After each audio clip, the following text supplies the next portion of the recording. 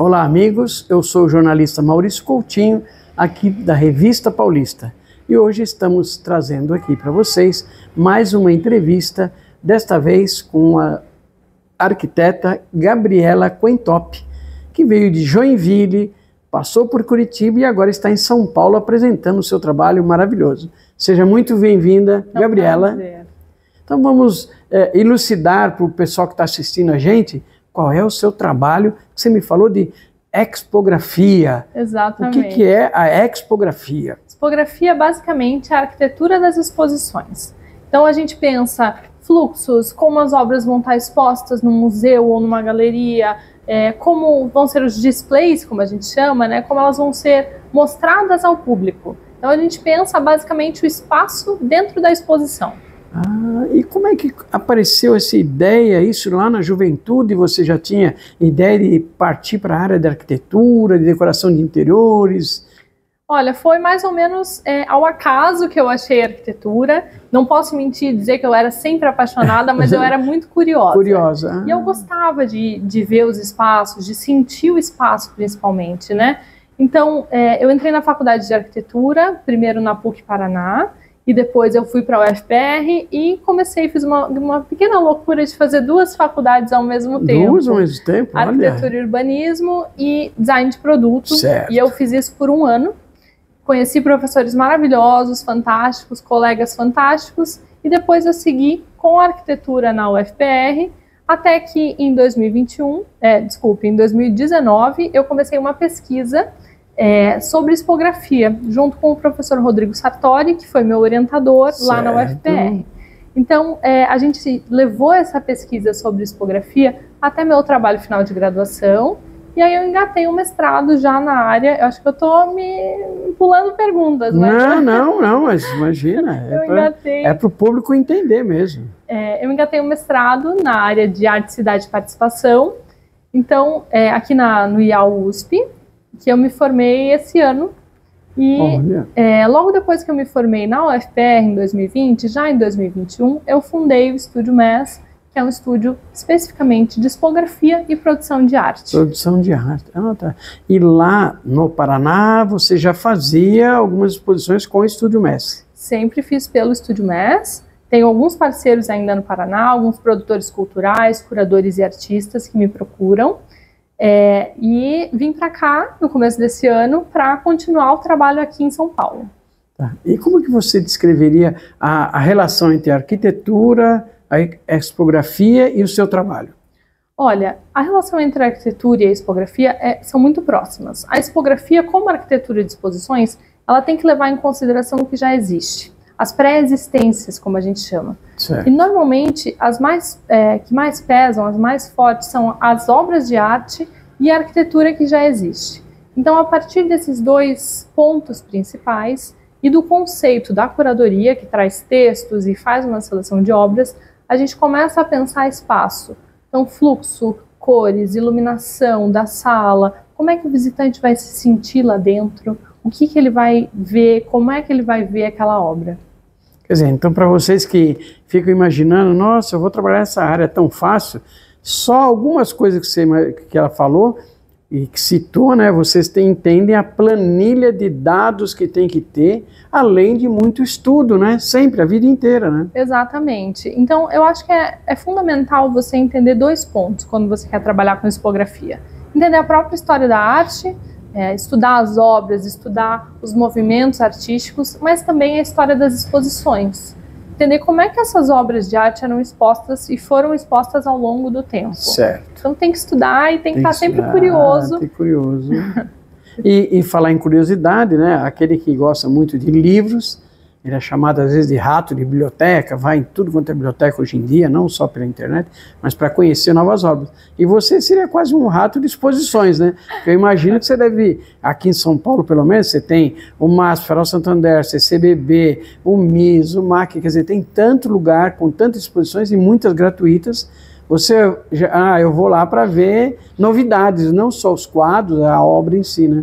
Exato. E eu acabo, além de ver as obras, além de ver a exposição, de entender o conceito, eu gosto de ver como é que elas são expostas. Então, na minha galeria de celular, está cheio de fotos de de bastidores das exposições, mas também assim de tentar entender como é que eles colocaram essa obra na parede, certo. ou como é que foi construído essa vitrine, né? Então eu vou tirando fotos. E aí você vai procurando saber como é que foi feito, que tipo de material, quanto tempo será que levou, como que é feito, não é isso? Exatamente isso. É a pesquisa propriamente dita, independente de ainda ter um trabalho ou não. Você está sempre pesquisando novos materiais e novas formas de montagem, não é isso? É exatamente isso. E sempre estudando e tentando entender, além de visitar as exposições, estudando a teoria, né? Então, tentando entender, buscar referências, novas referências, buscar entender como as exposições estão sendo feitas, quais os conceitos por trás daquilo e como Então, é sempre legal ler aquele texto que está na parede da exposição, que o curador escreveu, e relacionar tudo aquilo que está escrito com a materialização daquilo no espaço. Certo. Né? Por que aquela parede é daquela cor? Por que essa obra está perto daquela outra? Então, tentar se questionar quando você vai numa exposição. Perfeito. E falando em obras, em artistas brasileiros, existem aqueles com quem você mais se assemelhou, mais gostou de trabalhar, ou que gosta sempre, ou que ainda não trabalhou e ainda quero trabalhar com ele? Olha, tem muitos artistas fantásticos com quem eu trabalhei. Quase todos, todos me ensinaram muito e quase todos se tornaram meus amigos. Certo. Meus amigos pessoais, às vezes de sair para tomar café, de conversar, de ir em exposições. Não só os artistas como os curadores. Eu vou destacar um que se tornou meu amigo, grande amigo, que foi o artista Fernando Veloso, que é um artista paranaense, já de 94 anos. 94 anos, E fundador do MAC Paraná, do Museu de Arte Contemporânea do Paraná, lá na década de 70. Quanto conteúdo, quanta história ele deve ter, né? Fantástico, sair com ele é uma aula, né? Com ele e com outro amigo que também começou como artista e hoje é curador e professor, que é o Fernando Bini, que foi quem me influenciou a entrar nessa área. Foi a primeira exposição que eu fiz, foi do Fernando Veloso e convidada pelo Fernando Bini, lá em Curitiba. Então os dois me ensinam muito sempre que a gente sai, toma um café e conversa. E o que é legal, você falou, né, olha, um com 94 anos, outro já passou também dos 60, 70 anos, e como eles são generosos em passar o conhecimento, né, em ver uma pessoa tão interessante, tão especial como você, e está ali querendo saber um pouco mais e às vezes em vez de esconder aquilo que ele já aprendeu, não, é passar o conhecimento, né? Exato, eu acho que a arte ela é feita dessa forma, ela é sempre coletiva, ela é um exercício coletivo, assim como a arquitetura e assim como a expografia. Tem muita gente que não gosta de compartilhar, mas eu acho que é sempre interessante a gente falar e passar para as novas gerações e trocar conhecimento. Porque isso é o nosso legado e é o legado da própria arte, que vai ficar, que vai se modificar, que vai crescer. Então, eu acho que é fundamental a gente conversar e dialogar com novas gerações ou gerações mais antigas, gente que tem tanto conhecimento para passar. E teve de tudo isso que você já fez até agora, apesar da breve carreira, você tão jovem, alguma experiência assim, muito significativa para você falar, essa exposição ou esse trabalho foi significativo e marcou para mim até hoje? Todas as exposições que eu fiz foram marcantes, porque a gente acaba, além de conversar muito com artistas e com curadores, estudando a obra de todos os artistas para poder fazer uma expografia. Claro, a primeira que eu fiz sempre marca, que é a do Fernando Veloso, eu fiz junto com um colega, o Gustavo Paris também, que também me ensinou muito. Mas teve uma experiência que foi muito legal, que foi uma experiência, quando a gente tem tempo de projetar, e geralmente esse universo é super corrido, então quando a gente tem tempo para fazer o projeto, tem meses para se dedicar, a experiência é muito enriquecedora. Então, o 67º Salão Paranaense que a gente fez foi interessantíssimo, me marcou profundamente, e me fez entender que a gente não precisa só seguir um conceito, mas a gente pode criar um conceito. A partir do que nos é passado, a gente cria um conceito da expografia. E isso é muito legal, porque une teoria e prática, une pesquisa com materialização. Perfeito. E aí o pessoal que está assistindo, jovem, por exemplo, fala, puxa, eu gosto de arte, mas o que eu preciso fazer? Eu preciso me dedicar ao quê? O que você falaria para esse jovem que quer ingressar no mundo da arte, né? Olha, tem várias formas de ingressar no mundo da arte. Mas a principal delas é você se dedicar a estudar. a estudar sobre história das exposições, sobre história da arte. Claro, frequentar exposições, então é uma união, né, entre os estudos e eu frequentar as exposições, ir nas aberturas que tem muita gente interessante para compartilhar conhecimento. Então, quando você vai nas aberturas, tem lá os artistas, os curadores, os produtores, os arquitetos, os tipógrafos. Então, vão nas exposições, vão nas aberturas e frequentem esses espaços. Certo. Ah, legal, legal. Agora, você acredita que a arquitetura e a expografia podem impactar a experiência do público no espaço cultural? Com certeza. Eu acho que ela é modificadora, porque o encontro do visitante com a obra é quando a obra se torna pública. E a expografia, ela faz essa ponte, esse meio de campo. Então, se a expografia, se a iluminação não está legal, se a cor da parede não valorizou aquela obra, se o fluxo que o visitante fez não foi tão interessante, vai impactar muito da forma que ele vê a obra de arte. Então, a expografia ela é importante se ela está de acordo com um conceito que o curador quer passar, que o artista quer passar, conversando com a obra, ela pode ser transformadora. Ah, legal. E teve, uma pergunta meio capciosa, como diz, meio chata, assim, mas teve, assim, artista que foi procurá-la e você falou, puxa, aqui não vai dar um bom caldo e foi difícil? Não precisa falar quem é, mas não. Teve alguma coisa assim? Olha, eu gosto muito de trabalhar com os artistas e não é que eu não negue trabalho, né? Mas alguns trabalhos são mais difíceis do que outros, né? Algumas pessoas são mais difíceis de lidar, não bem difíceis, mas algumas pessoas, elas têm pensamentos mais, são mais cabeça dura, digamos assim. Eu imagino. Ou chegam com uma ideia fixa e não querem mudar. Tá. Ou não querem se permitir ver por outro ângulo a própria obra, ou um curador que às vezes já chega com uma ideia fixa, mas geralmente a gente no escritório consegue conversar, se torna amigo, consegue convencer a partir da teoria e da prática, né? E do conhecimento que a gente traz que a gente tenta trazer sempre para as pessoas. Então sempre dá certo. Dá que certo. Bom, não, que bom, isso é bom. Agora, de tudo isso que você já fez até agora, qual foi assim o principal desafio que você teve? Falar, nossa, olha, foi legal, saiu, deu certo, mas foi um grande desafio. Eu acho que o principal desafio de se fazer exposição é ter a ideia. Porque muitas vezes a gente pensa, nossa, é um gênio criativo, quem trabalha com arte às vezes se coloca como detentor de ideias, mas eu acho que não.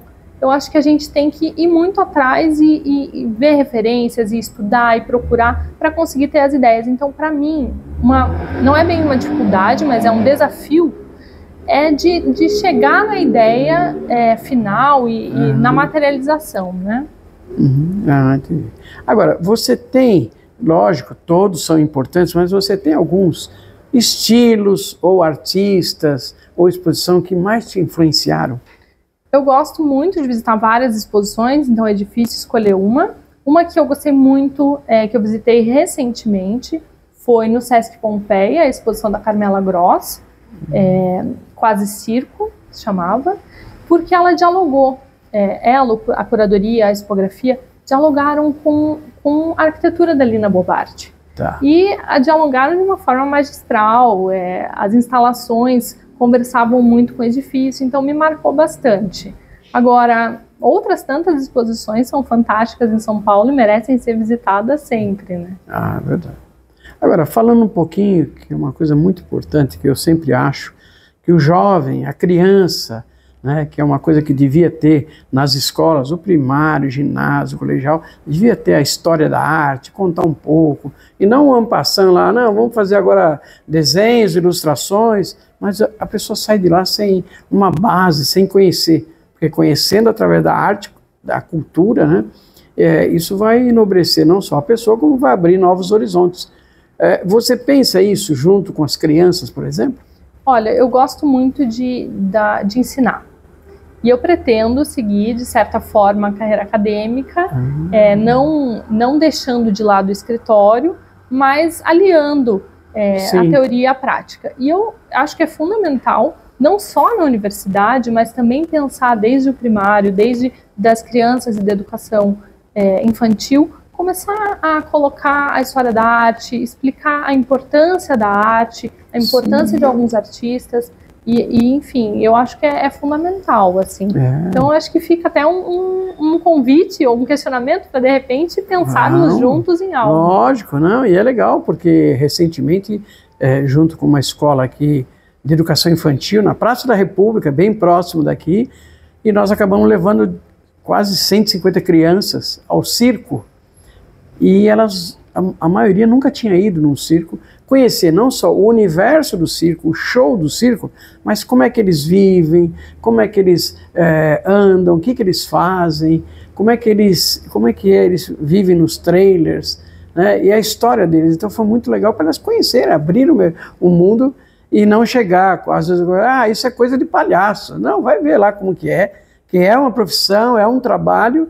E ele, além de palhaço, ele é bilheteiro, ele é trapezista, ele é mágico, é tudo. Então, é um outro universo. E eu acho que a gente podia fazer a mesma coisa, já vou dar um spoiler aqui, com as crianças levar para conhecer. Já pensou ela entrar num MASP ou numa outra galeria de arte, com você explicando para elas o que é aquilo? Isso é muito importante, não? Fantástico, já aceitei o convite. Não, é bem legal, né? Agora, quais os seus planos futuros do Estúdio MES? O que você está pretendendo já para o ano que vem, que está chegando aí rapidinho? Primeiro, continuar fazendo expografia e produção, conversando com os artistas e principalmente conversando com o meu público e com um público que quer entender mais sobre esse universo. Então, esse é o primeiro ponto que eu acho que é fundamental, fazer isso bem, a comunicação.